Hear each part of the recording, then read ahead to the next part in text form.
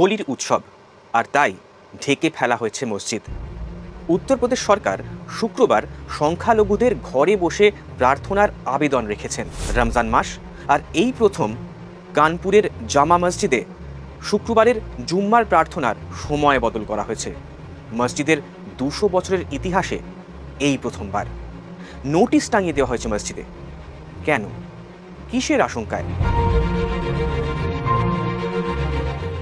বাংলার দোল পূর্ণিমা, উত্তর ভারতের হোলি, রঙের উৎসব, বসন্ত বরণের উৎসব, মিলনের উৎসব।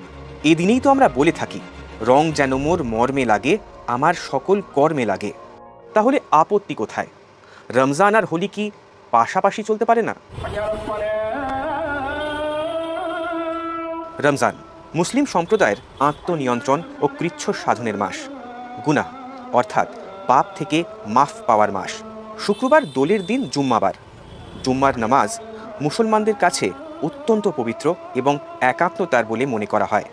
সম্ভলের এক পুলিশ অফিসারের বক্তব্য, এই পরিস্থিতির একটা সামান্য ফুল কি বলা যেতে পারে, যিনি বলেন হোলির দিন সংখ্যালঘুদের ঘরে থাকাটাই ভালো।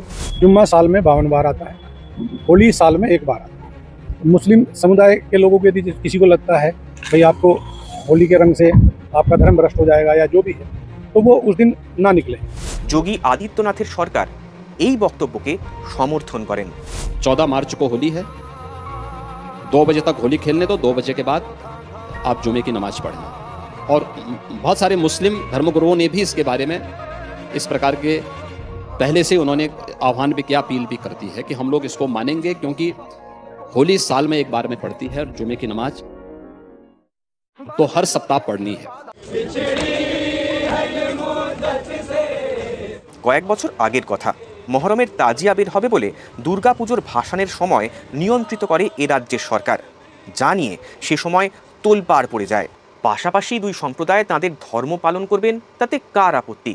আইন শৃঙ্খলা বজায় রাখার দায়িত্ব তো পুলিশ প্রশাসনের। তাহলে কেন যোগী সরকারকে বলতে হবে শুক্রবার হোলির দিন ঘরে বসে প্রার্থনা করুন?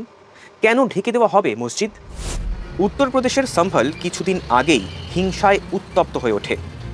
মসজিদ ত্রিপল দিয়ে ঢেকে দেওয়ার ঘটনায় ফের শিরোনামে সম্ভল। মসজিদ এলাকা এবং হোলির শোভাযাত্রার রুট কি তাহলে আলাদা হবে? হ্যাঁ, তাই নাকি ঠিক করা হয়েছে।